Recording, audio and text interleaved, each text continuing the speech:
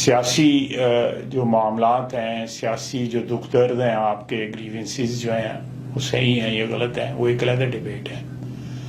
آپ ان کو اس انتہا تک لے جائیں کہ اس میں قومی دفاع کا معاملہ جو ہے، وطن کی دفاع کا معاملہ جو ہے، آپ اس کو چیلنج کرتے ہیں۔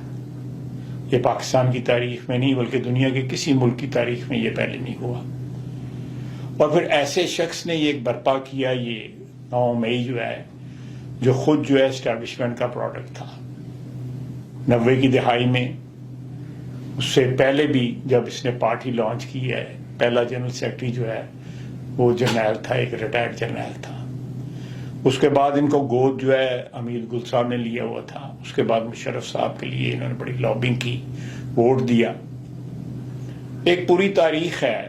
اور اس کے بعد جو جب ان کے خلاف ووٹ آف نو کانفیڈنس ہوا، 18 تاریخ جو ہے، 18 سال جو والے الیکشن جو ہے، ان میں RTS بیٹھا، کس طرح ان کو اقتدار میں لایا گیا، میاں نواز شریف کو کس طرح ایک پلان طریقے سے جو ہے اقتدار سے محروم کیا گیا، کہ ایک شخص جس کے خلاف چارج نہیں تھا، وہ کہیں بھی کورٹ پروسیڈنگز میں اقامہ کا یا وہ 10,000 درہم والی تنخواہ کا ذکر ہی نہیں تھا، اس کو بعد میں ڈال کے جوڈیشری نے، یہ ایک شیمفل ایکٹ تھا جوڈیشری کا، ڈوب مرنے کا مقام ہے جوڈیشری کا، جنہوں نے یہ کچھ کیا۔